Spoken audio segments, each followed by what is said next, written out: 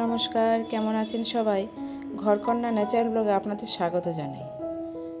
আজ আমি বোনের বাড়ি থেকে ফিরে আসার দিনের কিছুটা মুহূর্ত আপনাদের সামনে তুলে ধরার চেষ্টা করেছি। দেখুন, আমি সকাল থেকে তো টুকটাক এটা সেটা করে যাচ্ছি, চলে আসবো, মনটাও একটু খারাপ, কোনো কিছুই ভালো লাগছে না, কিন্তু আসতে তো হবেই। মেয়ের এদিকে আবার পরীক্ষা আছে, ওর বাবা আবার একা একা থাকছে, বুঝিনি তো, একা একা থাকলে সারাদিন সামলিয়ে করাটাও খুব মুশকিল হয়ে যায়। তো সারাদিন তো আর বাড়ি থাকে না, সকালবেলায় বেরিয়ে যায়। তাই সকাল সকাল উঠে একটু গোপালকে দিয়ে নেয়, ওকে স্নান টান করিয়ে ওকে দিয়ে তারপরে নিজেও খাওয়া দাওয়া সেরে নেয়, তারপরে যায়। আগেই তো স্নান করে নেয়, স্নান করে আগে গোপাল সোনাকে দেয়, তারপরে নিজে খেয়ে দিয়ে টিফিন গুছিয়ে ব্যাগ গুছিয়ে তারপরে বেরোয়। তাহলে এগুলি করতে একটু সময় লাগে না? এখন শীতকালে একটু আর তার মধ্যে আমি নেই থাকলে তাও আমি তো কিছুটা হেল্প করে দিতে পারি। একা এবার যেহেতু সব করতে হচ্ছে, তাকে তো একটু কষ্ট তো হচ্ছেই, সে তো বুঝতে পারছি, কিন্তু কিছু করার নেই। আমি বেরিয়েছি তাই করতে হচ্ছে একাই। এই দেখুন, আমি একটু বাঁধাকপি তরকারি করলাম সকাল সকাল। এবার সকাল বলতে দুপুর হয়ে গেছে, সকালবেলার খাবার দাবার তো হয়ে গেছে। মানে বোনের এখানে একটু যাচ্ছি আসছি, ও বাচ্চাগুলো একটু কাঁদলে যাচ্ছি, বা একটু ওদের দেখতেও যাচ্ছি কি করাচ্ছে কি করছে। আমি তো আর ওই দিনকে বেশি থাকতে পারিনি, আমার মেয়ে ছিল ওর ঘরে, ও তো ওই দিন বোনদের ছাড়েই নি, আর ওদেরকে নিয়েই কোলে নেওয়া খাওয়ানো, ওর মানির পেছন পেছন বসে থাকছে। যদি আসতে বলি যে পরীক্ষা, চল একটু গিয়ে পড়ে নে তারপরে আবার আসিস, না আস তো আমি চলেই যাব, তারপরেও আমাকে ডাকাডাকি করছো। এই তার কিছু করার নেই, সত্যিই তো সেটাও বুঝতে পারছি, কী বা করা যাবে। বাচ্চা কাচ্চার ঘর হলে যা হয়, আমার মেয়েটাও তো খুব বড় হয়ে যায়নি, ও তো বাচ্চাই। এই যে দেখুন, আমি এখন ইঁচড় রান্না করব, বাঁধাকপিটা হয়ে গেল, এবার একটু ইঁচড় করব।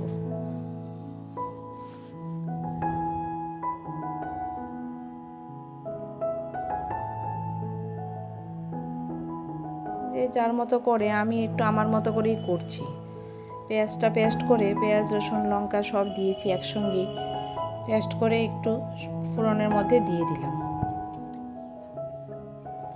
দিয়ে এটাকে একটু ভালো করে নেড়ে চেড়ে কষিয়ে তারপর আমি ইঁচড়টা দেব। কষানোর মধ্যে একটু জিরে ধনেও দিয়ে দিচ্ছি, তাহলে একবারে সব কটাই কষানো হয়ে যাবে। আর ইঁচড়টাকে তো আগে একটু সেদ্ধ করে রেখেছি, এবার একটু পরে কষানোটা হয়ে গেলে ইঁচড়টাকে দিয়ে আর একটু নেড়ে চেড়ে নেব, আর একটু কষিয়ে নেব। এক একজন এক এক রকম করে, আমি আমার মতো করছি আর কি।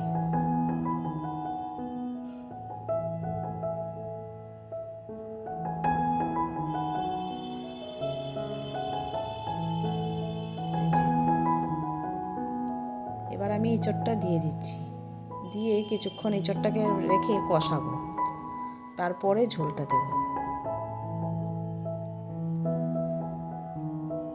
ইঁচড় একটু দেখবেন একটু মশলা টশলা দিয়ে মাংসের মতো একটু খেলে ভালোই লাগে।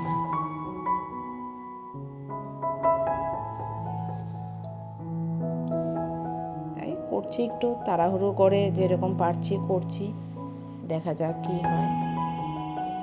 এখন আবার একটু টমেটো কেটে রেখেছিলাম, সেটাও দিয়ে দিলাম। টমেটোটা আর পেস্টে দিইনি। দেখুন, বললাম না এগোর করছি, আবার চলে এসেছি বোনের এখানে।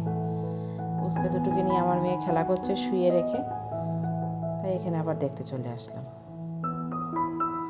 মানে মনটা প্রায় রাখতেও পারছি না ঠিক, যে না রান্নাটা একটু মনোযোগ দিয়ে করি। ওই দিক দিয়ে পুচকেগুলোর কাছেও যেতে পারছি না ঠিকঠাকভাবে, কারণ রান্না করতে করতে তো যেতে পারছি না। জানেনই তো, বলেছিলাম ওদেরকে একটু অবজারভেশনে রাখতে হবে, তাই ওদের কাছে যখন তখন ধরা যায় না। এখন আবার একটু টমেটো পুড়িয়ে নিয়েছি, বোন আবার টমেটো পোড়াটা ও করে না, জানে না আবার কীভাবে খায়, ওর অতটা পছন্দও না সত্যি কথা। তাই আমি একটু টমেটো পুড়িয়ে একটু পেস্ট করে নিয়ে দেবো, যে দেখ কেমন লাগে খেতে। আমাদের তো ভালোই লাগে খেতে। আজ এখন আবার একটু আশীর্বাদ পর্ব চলছে, আমরাও রেডি হয়ে গেলাম, বেরোবো। ওই বাবা মা আমিও একটু দিয়ে নিলাম পুচকেগুলোকে। ষষ্ঠী পূজার দিনে এমনিই ধান দুপতি আশীর্বাদ করা হয়েছে, কিন্তু ওই পুরোহিত চলে যাবে, ওদেরও খিদে পেয়ে গেছে পুচকেগুলার, তার জন্য আর ঠিকঠাকভাবে সেভাবে করা হয়নি। ওই শুধু ধান দুপা দিয়ে আশীর্বাদ করেই ছেড়ে দেওয়া হয়েছে। তাই বোন বলছে এগুলি দিবি, একটু আশীর্বাদটা করে দে। তাই ওই আশীর্বাদ করে দিচ্ছি। বাবা প্রথম দিল, পায়ের নুপুর দিল, বলছে পা নাড়বে আর ওইগুলি আওয়াজ করবে, বাচ্চা তো বলে এইগুলি নাকি আমার বাবার পছন্দ। ঠিক আছে, তাই নিয়ে গেলাম এটাই। আবার আমার মাও দিচ্ছে, মার জন্য আবার একটা গিফট নিয়ে গেলাম। মা আবার বলল আমার জন্য নিয়ে আসবি, তাই ওইখান থেকেই আমি বললাম না সব বাজারই করে নিয়েছি। এই যে দেখুন, মা আবার দুজনকে সুন্দর দুটো জামা দিয়েছে, একই কালার। যেহেতু টুইন, এদের একই কালার পরলে ভালোই লাগবে। এখন পরতে পারবে না, জামাটা একটু বড় হবে, কিছুদিন পরে পরবে, আর কি করা যাবে। বুঝিনি তো পুচকি শোনা আমাদের। আর ওদেরকে ছেড়ে আসতে না আমাদের ভালোও লাগছে না। কি বলুন তো, ঘরে সারাদিন এদেরকে নিয়েই থেকেছি না, এখন আর বাড়ি গিয়ে একা একা হয়ে যাব, ভালোও লাগছে না। আমি দিয়েছিলাম দুটো রূপোর চামচ, দেখুন ছোটোকে আর বড়োকে দুজনকে একই রকম দিয়েছি। দু বোন যেহেতু একই রকমই দিলাম। বড়জন আবার একটু কেঁদে উঠেছে, আমি বললাম দুধ মুড়ি খাবে, দুধ বিস্কুট খাবে, ও কেঁদে উঠেছে। আমার বোন বলছে ও দুধ মুড়ি দুধ বিস্কুট কিছুই খাবে না, ও বিরিয়ানি মাংস খাবে, তার জন্য কেঁদে উঠেছে। কি আর বলবে বলুন দেখি, হঠাৎ করে কেঁদে উঠেছে। আজ তাহলে এই পর্যন্তই, দেখা হচ্ছে আবার পরে নতুন কোনো ব্লগে।